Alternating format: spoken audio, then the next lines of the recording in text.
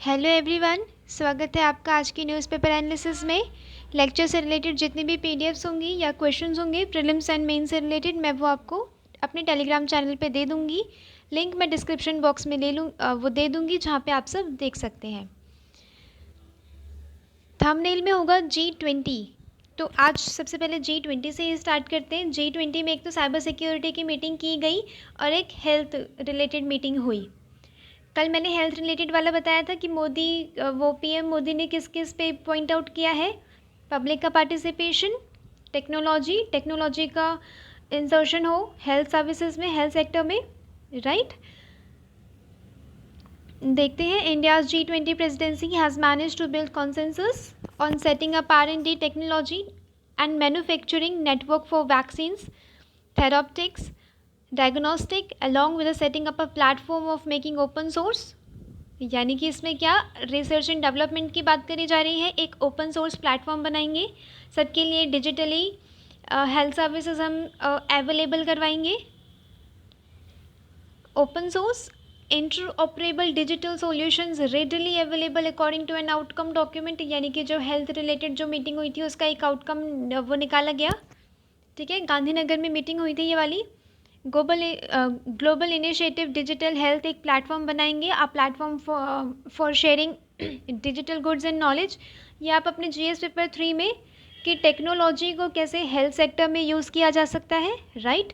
GS paper 2 में जो health जो टॉपिक है उस पर ये वाला यूज़ हो सकता है, एंड ऐसे इसमें ये काफ़ी जगह यूज़ हो सकता है कि जो G20 में हेल्थ रिलेटेड भी हम एक डायमेंशन दे सकते हैं ऐसे में। ठीक है, कि जैसे कि कहीं पे इंटरनेशनल कोऑपरेशन का काम आता है ना, या फिर ये वाला कोई ऐसे लिखने को आएगा, तो आप उस समय क्या करेंगे, आप G20 का एक एग्जांपल दे देंगे कि ये वाला क्या हो रहा है, कोऑपरेशन हो रहा है हेल्थ सेक्टर में। ठीक है, global initiative digital health platform बनेगा ये। इसमें कुछ 4 पिलर्स हैं। Investment trackers, ask tracker to track technologies the country need, a library of available technology tools and a platform for knowledge sharing। knowledge sharing एक platform बनाया जाएगा, track की जाएगी इन्वेस्टमेंट, राइट। कि जो डिजिटल लाइब्रेरी जो available है digital tools में वो इसमें ट्रैक किया जाएगा।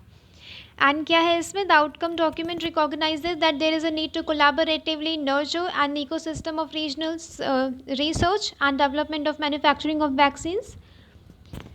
इसमें क्या हो रहा है, मिडिल इनकम कंट्रीज़ के लिए हमें इक्विटेबल एक्सेस हमें चाहिए, distribution of favour in the face of market failures and regional demands में। यानी कि अगर कोई खतरा होता है हेल्थ से रिलेटेड तो मिडिल इनकम कंट्रीज़ को ज़्यादा खतरा ना हो, उसके लिए हमें क्या करना है, हमें हेल्प करनी है। इक्विटेबल एक्सेस होना चाहिए किसका, मेडिसिन्स का, टेक्नोलॉजी का, ठीक है।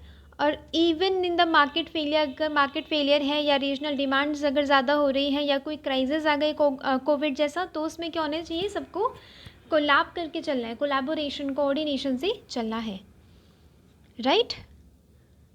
Okay, then this is important. Modi at G20 meet work on cyber security, work jointly on cyber security. यानी कि जब से इंटरनेट वर्ल्ड इंट्रोड्यूस हुआ है सोसाइटी में, तब से क्या हो रहा है, साइबर सिक्योरिटी पे भी ध्यान जाना ज़रूरी है, वरना क्या क्राइम्स हो रहे हैं, साइबर क्राइम्स हो रहे हैं। ठीक है, उससे टैकल करने के लिए टेक्नोलॉजी को और स्ट्रॉन्ग बनाना पड़ेगा, प्राइवेसी जो इनक्रिप्शन मोड होते हैं उसे थोड़ा और स्ट्रॉन्ग बनाना पड़ेगा। The G20 nation must have the conviction, commitment, coordination and collaboration to face the challenges। ये same as it is line आपको अपने GS पेपर 2 में जब इंटरनेशनल कोऑपरेशन का कुछ पूछा जाएगा, या GS पेपर 3 में टेक्नोलॉजी साइबर सिक्योरिटी से कुछ पूछा जाएगा, या GS पेपर 3 में जो इंटरनल सिक्योरिटी वाला एस्पेक्ट है, जो टॉपिक है साइबर सिक्योरिटी, उसमें भी ये वाला ऐड किया जा सकता है। तो आपको इसी तरीके से आपको वो न्यूज़पेपर को पढ़ना है कि आप एक चीज़ को, एक न्यूज़ को आप कितनी जगह पे आप यूटिलाइज कर सकते हैं।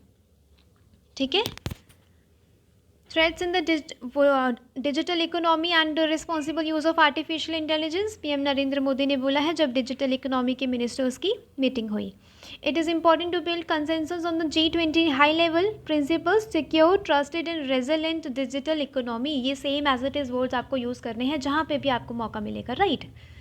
Secure, trusted and resilient digital economy की बात कही गई है G20 की मीटिंग में, right. We can build an entire ecosystem for technology of technology based solution to address the challenges faced by humanity. यानी कि ह्यूमैनिटी के लिए जो खतरा वो बन रहा है डिजिटल साइबर स्पेस, उसे टैकल करने के लिए हमें टेक्नोलॉजी का ही यूज़ करना पड़ेगा, right. Needs from us the 4 C's. 4 C's आप लिख के आएंगे. ये देखिए, ये वाले जो 4 C's है ना, ये आप अपने इथिक्स के GS पेपर 4 में भी लिख सकते हैं किसी भी टॉपिक में. Conviction, commitment, coordination and collaboration, ये बिल्कुल जनरली यूज़ होने वाले C's हैं बट इम्पॉर्टेंट है, ठीक है. ये कीवर्ड्स आपको नोट करने हैं किसी भी हालत में, और ये आपको रिपीटेडली यूज़ करना है अपने आंसर राइटिंग की प्रैक्टिस में, ऐसे राइटिंग की प्रैक्टिस में, ताकि आप ये चीज़ लिखें और वहाँ पे ना भूलें एग्ज़ाम हॉल में, राइट. कौन कौन से वर्ड्स हैं? Conviction, commitment. कमिटमेंट मतलब कि एक होता है ना कमिट होना, कि मुझे मतलब डेडिकेट होना किसी एक पर्टिकुलर वर्क में, राइट. कमिटमेंट. कोऑर्डिनेशन मतलब साथ चाहिए, एंड कोलैबोरेशन मतलब एक दूसरे की मदद को करते हुए सबको साथ आगे बढ़ना है, कोलैब करना है, राइट. ये वाला इम्पॉर्टेंट है. Create a G20 virtual global digital public infrastructure repository and said it will help create a transparency accountable. यानी कि G20 में क्या बनाने की बात हुई है? Virtual global digital public infrastructure, जिससे क्या आएगी? Transparency, accountable and fair digital ecosystem for all. ये इतने अच्छे कीवर्ड्स हैं ना कि आप इन्हें एसेज में अपने सारे GS पेपर्स में वो यूज़ कर सकते हैं, राइट. देख लेते हैं G20 के बारे में.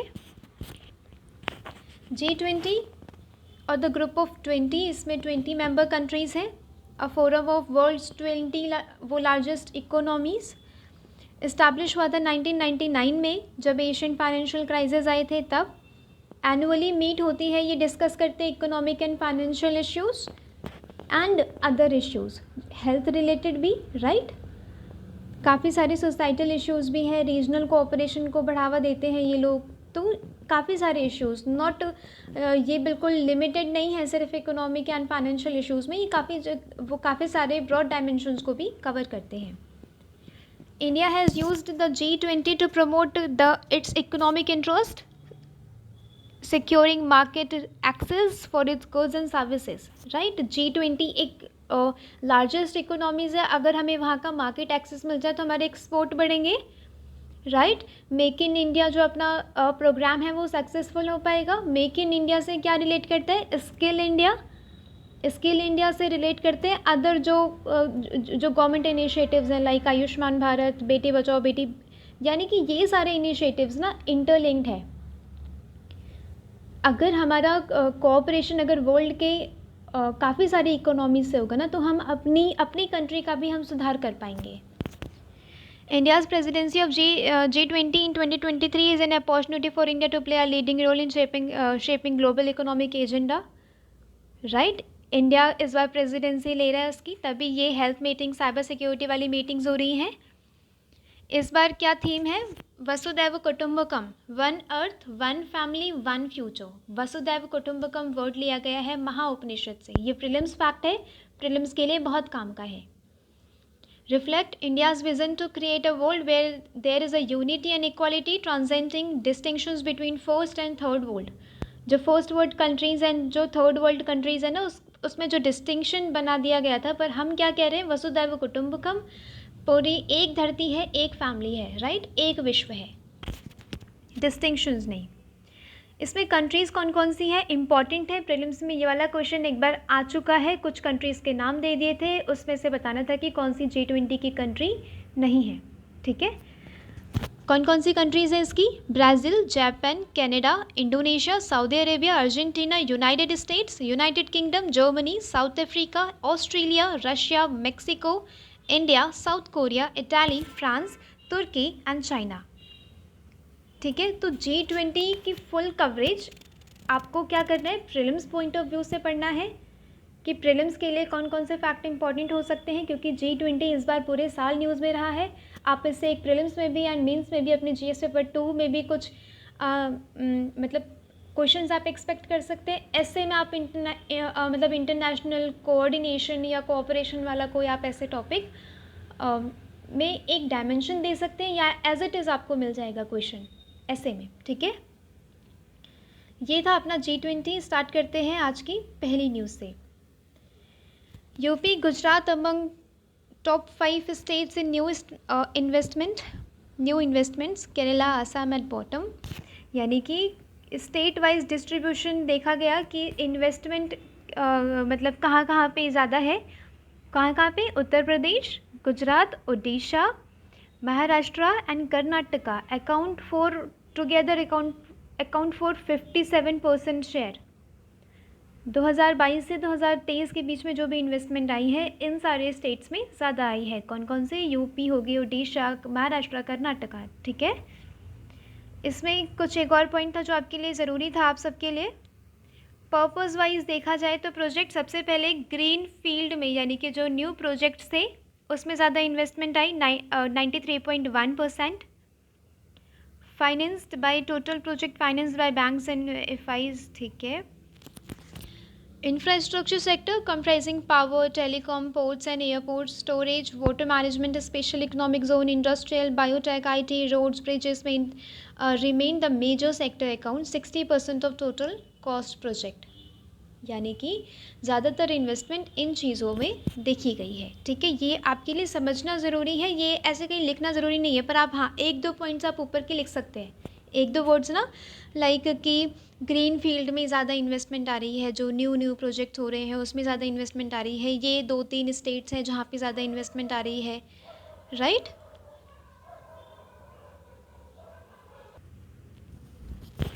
देखते हैं अगली news. Network of terror intersect with drug supply lines. मैंने कल बताया था कि कैसे ड्रग नार्को टेररिज्म को बढ़ावा दे रहा है, राइट।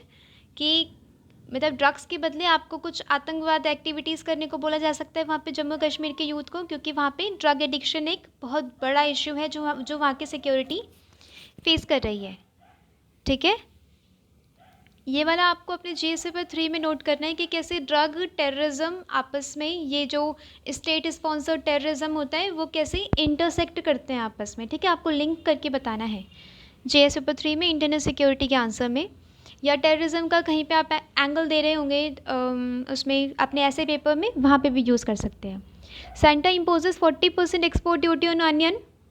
ठीक है, यानी कि प्याज की अवेलेबिलिटी इंडिया में बढ़ाने के लिए क्या किया जा रहा है, 40% एक्सपोर्ट ड्यूटी यहाँ पे लगाई गई है। Consumer affairs secretary Rohit Kumar Singh said this step has been taken to improve domestic availability of onions and contain the price rise. आपको टोमेटो के प्राइसेस पता ही होंगे कितने हाई हैं। अब अगर ऑनियन के भी प्राइस राइज हो गए तो दिक्कत आ सकती है इन्फ्लेशन की, राइट। इसीलिए इसमें क्या कहा गया है कि अनियन के प्राइसेस को मतलब स्टेबल करने के लिए या उसकी अवेलेबिलिटी इंडिया में ज़्यादा बढ़ाने के लिए 40% का एक्सपोर्ट ड्यूटी लगाई गई है, राइट। जस्टिस पेंडिंग, ये आपके लिए इम्पॉर्टेंट है GS paper 2 point of view से। आपको एक डाटा देना है कि दिल्ली में जो फास्ट ट्रैक कोर्ट बैठाए गए थे पोस्को के लिए, दे मे हैव बीन वो सेटअप टू डील विद वो cases of rape and sexual offences against children expectationally, but fast track special courts in Delhi have failed to deliver the promise of speedy justice. ठीक है, यानी कि delay हो रहा है और justice delayed is justice denied, ऐसा माना जाता है, राइट। क्योंकि अगर जस्टिस अगर सही टाइम पे ना दिया जाए ना, तो वो जो विक्टिम होता है वो खुद उसका जो मानसिक मोटिव होता है ना, जो मतलब मोटिवेशन होता है वो टूट जाता है। ठीक है, both qualitative and quantitative issues हैं इसमें। वन प्रॉब्लम इज़ वैकेंसीज ज़्यादा हैं। मैंने जब जुडिशल रिफॉर्म्स बताए थे, एक जुडिशरी मतलब कि जुडिशरी के लिए जो चैलेंजेस बताए थे, मैंने उसमें बताया था कि वैकेंसीज एक बहुत बड़ा वो मतलब प्रॉब्लम है। 35% of lower courts, subordinates courts, यहाँ पे क्या वैकेंसीज हैं, राइट।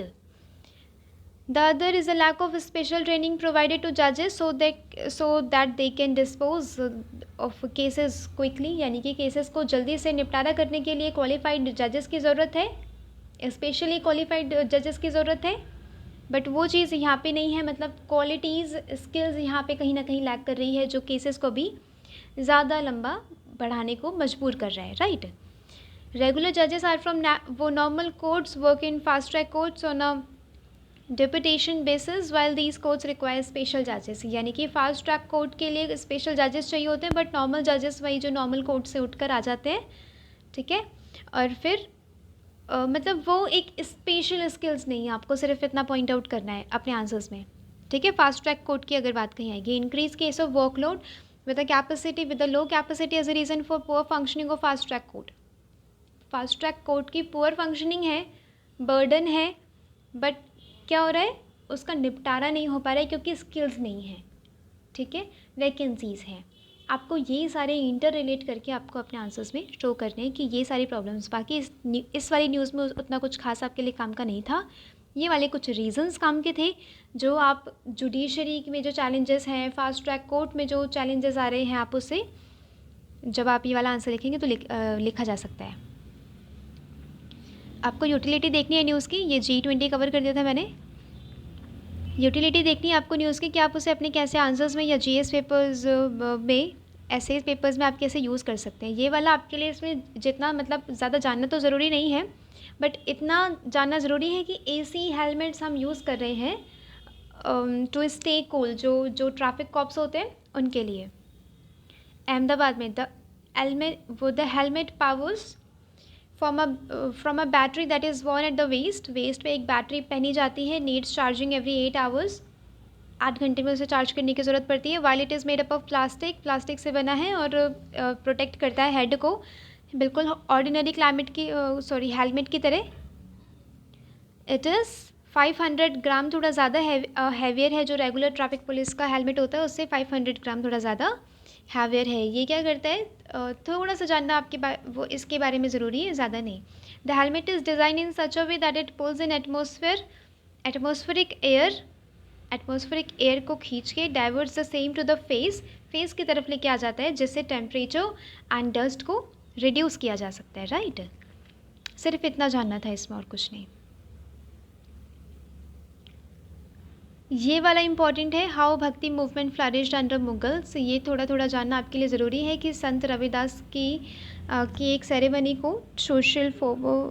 मेरा लिंक बिटवीन 14th सेंचुरी, एक रैली कंडक्ट की गई थी मध्य प्रदेश में, तो संत रविदास को याद किया गया PM मोदी के द्वारा। While laying the foundation stone of temple dedicated to Ravidas, Modi praised him for holding his ground and showing courage to fight against oppressive rule, यानी कि जो मुगल का जो इतना ऑपरेसिव रूल था, ठीक है, उसके अगेंस्ट रविदास ने फाइट करके कैसे उन्होंने भक्ति मूवमेंट को आगे बढ़ाया। रविदास मीराबाई के गुरु भी थे, राइट। ऑल्दो द भक्ति movement first emerged in the Tamil south between the 6th and 19th century, it is spread to the North India during the late Sultanate and Mughal period. Flourished, इसमें आप अकबर का थोड़ा बहुत कंट्रीब्यूशन दिखा सकते हैं कि कंट्रीब्यूट, क्योंकि अकबर कैसी वो पॉलिसी फॉलो करते थे। पहले तो वो ऑर्थोडॉक्स थे, ठीक है, जब उन्हें लगा कि अपना राज्य का एक्सपेंशन करने में मुझे हिंदू राजाओं का साथ चाहिए होगा, तो उन्होंने क्या बन गए, वो बन गए फिर secular, right. A Persianate cosmopolitan culture has made its way to South India. South India में जब गजनवी का अटैक हुआ था इंडिया की तरफ, तब क्या उनका कल्चर हमारे इंडिया में थोड़ा बहुत आना शुरू हो गया है इन्वेजन्स के द्वारा, राइट। तो सबसे पहले गजनवी ने इन्वेट किया था इंडिया को। It coincided with the Mongol invasion of Iran and Central Asia, resulting in a large immigration of personized cultural elites into India. जब वो आए थे, अपनी इन्वेजन उन्होंने किया, तो उनके साथ साथ कुछ रिलीजियस टीचर्स भी आए, कुछ रिलीजियस गुरुज भी आए, right. Indirectly it resulted in the rise of mass based Sufism throughout Asia. सूफी का वो जो सूफी मूवमेंट था आगे बढ़ा। कॉमनैलिटीज़ सूफी और भक्ति में वो कॉमनैलिटीज़ क्या है, ये आप अपने आर्ट एंड कल्चर के लिए GS पेपर 1 में आप यूज़ कर सकते हैं। प्रीलिम्स में इससे रिलेटेड कुछ फैक्ट पूछे जा सकते हैं, ठीक है, और GS पेपर 4 में भी यूज़ कर सकते हैं कहीं कहीं पे, right. The commonalities between Sufism and bhaktism come all the more apparent when it comes to the nirguna bhakti order which Ravidas belonged, निर्गुण भक्ति से बिलोंग करते थे Ravidas. The Nirgun saints mostly belong to the lower caste, lower caste से belong करते थे वो ज़्यादातर Nirgun saint. Contested the religious authority of Vedas and Brahmin exponent, while जो सगुन वाले थे, एक होता है ना निर्गुण और सद्गुण होता है. सगुन वाले कौन थे? जो मानते हैं कि वो कि एक आइडल में, मूर्ति पूजन में, ठीक है, और एक फॉर्म में मानते थे, राइट. और जो निर्गुण थे वो ईश्वर की कोई फॉर्म नहीं होती, वो हर जगह प्रेजेंट है, ऐसे कहते थे. मीराबाई एंड सूरदास, इन्होंने क्या किया, कृष्णा के बाल रूप को या कृष्णा को प्रेमी के जैसे इन्होंने देखा. The Nirgun sense believe in worshipping gods that is without a form, यानी कि गॉड का कोई फॉर्म नहीं है. वो निर्गुण संतों ने बोला. Akbar formed with the Rajput went a long way, allowing Bhakti institutions to literature to flourish in the early modern. In the North India, the Kachavas of Amer के वो जो कच्छवास डायनेस्टी है, who were the followers of Ramanandi भक्ति, served in the Mughal court. Mughal court में सर्व किया तो उन्होंने रामानंदी भक्ति जो फॉलो करते थे. and were influential in shaping imperial policies and practices of rule. यानी कि आपको सिर्फ इतना ध्यान रखना है कि भक्ति मूवमेंट को बढ़ाने के लिए अकबर का छोटा सा रोल रहा है, ठीक है.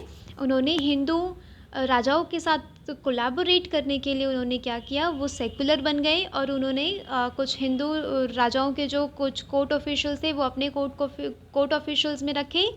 और ये चीज़ें ना, वो जो इम्पीरियलिस्टिक पॉलिसीज़ थी उसे भी वो बनाने के लिए हेल्प की इन्होंने. बाकी इस एडिटोरियल में कुछ काम का था नहीं कुछ खास. सुलह-ए-कुल क्या था? अकबर की रिलीजियस पॉलिसी थी. सुलह-ए-कुल पे एक क्वेश्चन है PYQ प्रीलिम्स का. इसमें क्या होता है, पीस टू ऑल, यानी कि आपको डिस्कशंस के थ्रू या आपको फ्रेटर्निटी ब्रदरहुड टॉलरेंस के थ्रू आपको क्या करना है, पीस रखना है सारे रिलीजन्स में. ये सुलह-ए-कुल इनकी एक पॉलिसी थी. China conducts military drills in response to the Taiwan vice president trip to US. Taiwan के वाइस प्रेसिडेंट जब US के लिए उन्होंने ट्रिप करी तो चाइना ने उन्हें डराना शुरू कर दिया, वो कि धमकाना शुरू कर दिया ताइवान को. मिलिट्री ड्रिल्स एक सिग्नल देके, राइट. इसमें नहीं था कुछ काम का. सपोर्ट प्राइड परेड, या आप अपने GS पेपर 1, 4 एंड ऐसे में एग्जाम्पल लिख सकते हैं. प्राइड परेड LGBTQIA+, जो लेस्बियन एंड गे रिलेशंस को क्या है इसमें, मतलब एक प्राइड परेड हो रही है, यानी कि लोगों को जागरूक करना इस परेड का मोटिव होता है, राइट. ये इंडिया में भी कंडक्ट की जाती है pride parade. After robo taxi San Francisco launches driverless bus service launch की गई है सैन फ्रांसिस्को के द्वारा. The all electric vehicle which doesn't have a driver की सीट नहीं है, स्टीयरिंग व्हील नहीं है, is staffed with an attendant, यानी कि जब हैंड हेल्ड कंट्रोलर की ज़रूरत होगी तो उसके लिए एक अटेंडेंट वहाँ पे रखा जाएगा, ठीक है. बाकी बिल्कुल ड्राइवरलेस कार ये बनाई जाएगी. ये देखते हैं, government unveils green hydrogen standards set emission thresholds for production. इसमें क्या है, ग्रीन हाइड्रोजन का बढ़ावा देना ज़रूरी समझा है सरकार ने, क्योंकि जो ग्रीन हाउस गैसेज है उसे कम करना है, 2030 तक अपना इमिशन कम करना है, right. Green hydrogen as having a well to gate emission of not more than 2 kg carbon dioxide equivalent per kg hydrogen, यानी कि जो 2 kilo carbon dioxide is equal to 1 kilo hydrogen से ज़्यादा नहीं इमिट करना है, राइट. ये equation समझ आई. 2 kilo carbon dioxide is equal to 1 kilo of hydrogen. The well to gate emission includes the water treatment, electrolysis, gas purification, drying and compression of hydrogen. यहाँ पे अपने लिए क्या इंपॉर्टेंट है, green hydrogen. The government launched national green hydrogen mission. इसी साल वो मतलब जनवरी फरवरी में वो लॉन्च किया गया था. with the aim to produce 5 million metric ton green hydrogen per annum with an associated renewable energy capacity of 125 gigawatt by 2030. Strategic intervention for green hydrogen transition site program is a major financial इसमें लिया गया है major, right. अपने लिए important क्या है? Green hydrogen. Prelims के लिए क्या इंपॉर्टेंट है? Green hydrogen is a clean energy sourced produced through electrolysis of water using renewable sources, renewable energy sources like wind, solar and hydropower. It has the potential to become the key player in transition of carbon free economy. यानी कि अगर हम renewable sources का use करके अगर हम green hydrogen बना रहे हैं, उसे एक फ्यूल की तरह यूज़ कर रहे हैं as an alternative to traditional fuel, right? तो क्या होगा? हमारी वो ये क्लाइमेट चेंज को टैकल करने में हेल्प कर सकता है, ग्लोबल ग्रीन हाउस गैसेस को के इमिशन को रिड्यूस करने में हेल्प कर सकता है, right. Okay, it has the potential to become a key player. ठीक है. The hydrogen produced can be store and use as a fuel for transportation, industry and agriculture. इसके रीजंस क्या हैं डेवलप करने की? To reduce greenhouse gases, energy security and independence. Independence का मतलब यहाँ पे क्या है कि जो ऑयल प्रोड्यूसिंग कंट्रीज़ है ना, वहाँ से हमें ऑयल की ज़्यादा ज़रूरत नहीं रहेगी. एनर्जी सिक्योरिटी, हम अपने देश में ग्रीन हाइड्रोजन का निर्माण करेंगे, मेक इन इंडिया भी होगा, स्किल इंडिया भी होगा. ठीक है. एम्प्लॉयमेंट में मिलेगी ग्रीन हाइड्रोजन. हम क्लाइमेट चेंज के लिए भी हम स्टेप्स ले पाएंगे, जो ग्रीन हाउस गैसेस का इमिशन है हम वो भी कम कर पाएंगे. तो इतने सारे फ़ायदे हो रहे हैं ग्रीन हाइड्रोजन के, हमें बाहर की कंट्रीज़ पे डिपेंडेंट नहीं रहना पड़ेगा, राइट. डीकार्बोनाइजिंग सेक्टर्स जो डिफ़िकल्ट होते हैं डीकार्बोनाइज करने, यानी कि वहाँ पे कार्बन डाइऑक्साइड की ज़रूरत पड़ती है, उसे डीकार्बोनाइज करने के लिए हमें ग्रीन हाइड्रोजन की हम वहाँ पे एज एन ऑल्टरनेटिव यूज़ कर सकते हैं, जैसे कि heavy industry and aviation. Applications क्या हैं? ग्रीन अमोनिया में फर्टिलाइजर्स में यूज़ किया जा सकता है ग्रीन हाइड्रोजन की हेल्प से. Green hydrogen powered farm machinery, right. Diesel petrol से जो मशीनरी चलती है, लाइक जो वो जिससे सिंचाई की जाती है, वो बोरिंग टाइप के जो लगते हैं खेतों में, ठीक है, उसमें क्या होता है? ग्रीन हाइड्रोजन फ्यूल की तरह अगर इस्तेमाल करेंगे तो पेट्रोल वगैरह कम लगेगा, डीजल कम लगेगा उसमें, राइट. ट्रांसपोर्ट सेक्टर में hydrogen fuel cell is a device that converts the energy, chemical energy of hydrogen and oxygen into electricity, water and heat. ठीक है. हाइड्रोजन एंड ऑक्सीजन को यूज़ करके क्या निकल रहा है? इलेक्ट्रिसिटी, बिजली, water and heat. Hydrogen fuel cells produce zero emissions ये लोग प्रोड्यूस करते हैं, और वहीं अपना जो फ्यूल बेस्ड है वो कितने सारे इमिशंस को कंट्रीब्यूट कर रहा है, देखा, right. Municipal solid waste and agriculture waste, इसका उपयोग वेस्ट मैनेजमेंट में भी किया जा सकता है. चैलेंजेस क्या? Initial cost of green hydrogen is high as compare to traditional fuel. जो फॉसिल फ्यूल है ना, उससे ज़्यादा इसकी इनिशियल कॉस्ट इंस्टॉलेशन में कॉस्ट होगी, प्लांट्स के इंस्टॉलेशन में कॉस्ट होगी, उसे डिस्ट्रीब्यूशन में कॉस्ट होगी, राइट. तो इनिशियल कॉस्ट इसकी बहुत ज़्यादा है. बट अगर क्लाइमेट चेंज के पॉइंट ऑफ व्यू से देखें, अपनी independence from oil producing country के पॉइंट ऑफ व्यू से देखें तो बहुत इंपॉर्टेंट है ये, राइट. स्पेशल स्किल्स चाहिए, रिसर्च एंड डेवलपमेंट इसमें ज़रूरी है. इज़ हाईली फ्लेमेबल गैस है बिल्कुल. तो इसमें क्या करना है कि काफ़ी सेफ्टी मेजर्स इसमें अडॉप्ट करने पड़ेंगे, काफ़ी स्किल्ड इसमें एम्प्लॉयज़ रखने पड़ेंगे, ठीक है. ओके, तो ग्रीन हाइड्रोजन के लिए हम क्या कर सकते हैं? हम सबसे पहले इन्वेस्टमेंट को हमें कलेक्ट करना पड़ेगा फ्रॉम प्राइवेट पार्टिसिपेशन का भी हमें सेक्टर का पार्टिसिपेशन चाहिए, ठीक है. इन्वेस्टमेंट को, और हमें रिसर्च एंड डेवलपमेंट करके कुछ ऐसे मेजर्स निकालने होंगे या कुछ ऐसे ऑल्टरनेटिव्स निकालने होंगे जिस वजह से कॉस्ट कम लगे, ठीक है. बिल्कुल लो बजट एक्सपेंसेस में हम क्या करें? ग्रीन हाइड्रोजन को देश भर में इंस्टॉल करें, उसे यूज़ करें, एंड जो फॉसिल फ्यूल से जो गैस इमिट हो रही है उसे कम करें, एंड ज़ीरो इमिशन को हम पाएँ, right. India's foreign exchange reserves rise $708 million to 602.6 billion, यानी कि फॉरेन एक्सचेंज बढ़ा है हमारा. Foreign exchange expressed in dollar terms, foreign currency assets. Okay, समझते हैं यहाँ पे फॉरेन एक्सचेंज को.